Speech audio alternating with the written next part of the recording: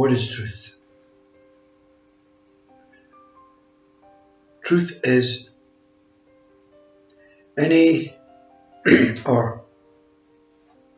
truth is reflecting itself as any aspiration, thought, need, desire, as what it wants to be experienced as.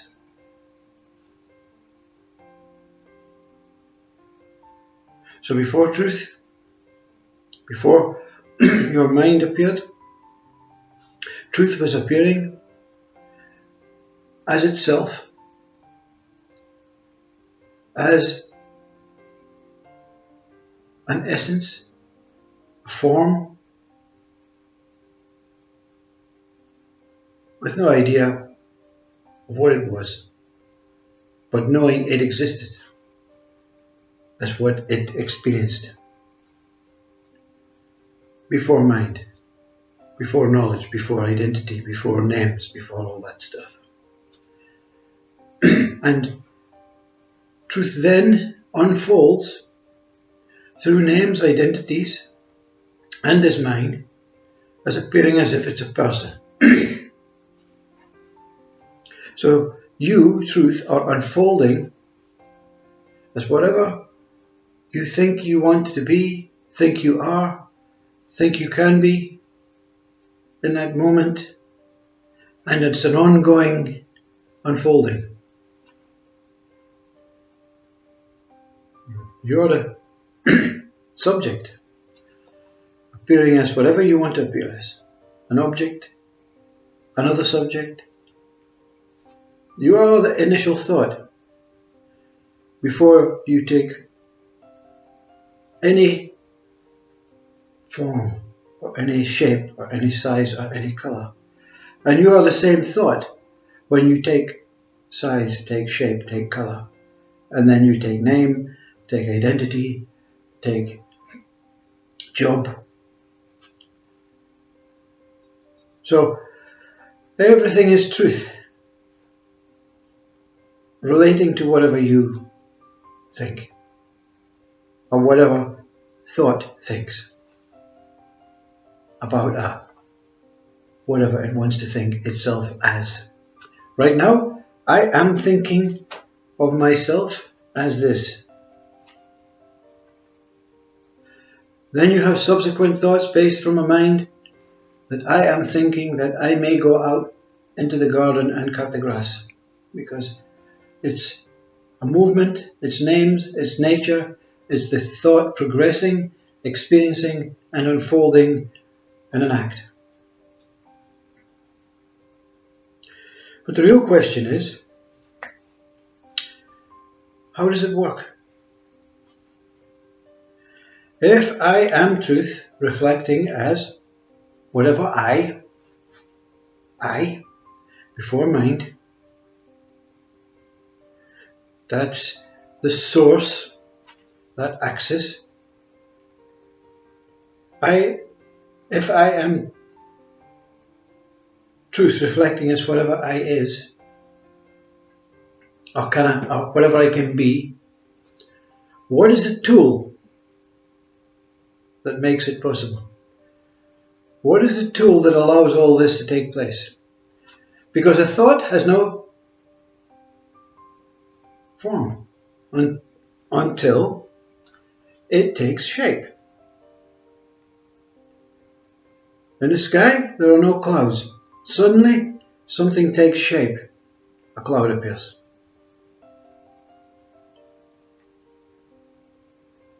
So what creates blue? What creates cloud? And out of thought.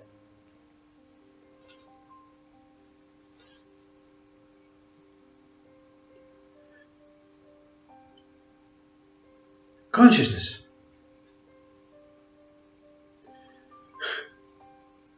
Consciousness is just another part or substance or quality of the thought. We have a rigid thought, I. A rigid thought creates no movement, no mind, no understanding, no logic, because it's rigid. It cannot move. It cannot expand and experience itself unfolding. It cannot move into the idea, concept, way of mind to try and discover itself as whatever it appears as, by giving it a name, by experiencing it, by a sensory system, through an emotional response.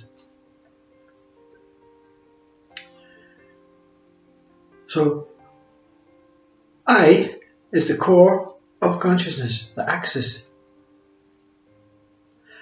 So what takes shape? Magic. Consciousness gives this I itself, this phallic penis, a beautiful, enshrouding, loving encounter with itself. That vagina. One consciousness, creating a dual self. And it's the moving light that enshrouds it that creates all this. This is all one thought. One stable, rigid thought. I. Into am. One whole consciousness splits itself into two. Can it split itself into two? Completely? It meets itself. Its duality becoming one from one experiencing duality.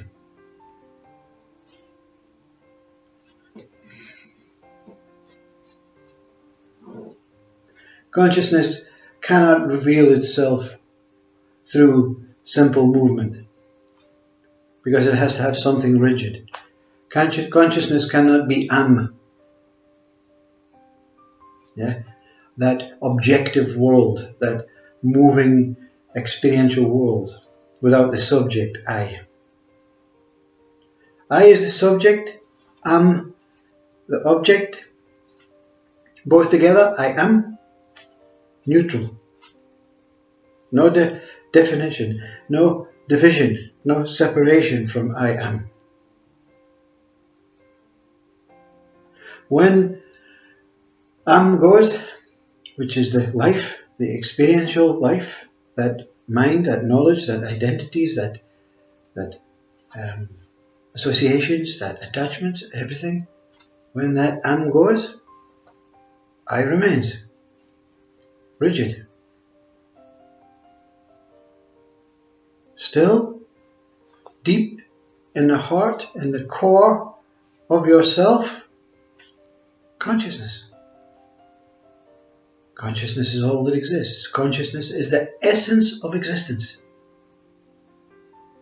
It is the subject and the object, and together there is no word to describe that what is neither subject nor object, but is a both at the same time, simultaneously. This is whole truth.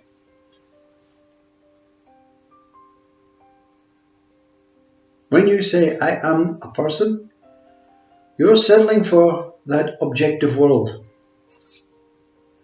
When you say I, with no association, no attachment to this I, to that I, to any I, the symbol I, not this or anything else. When you deny all association to am, which is the external world, you experience that internal I, that rigid, stable I. It's not possible unless you're in a hole in a cave to, I wouldn't say fit into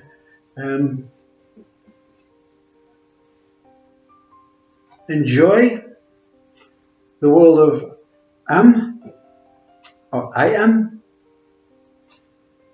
without associating with am, without recovering your am state.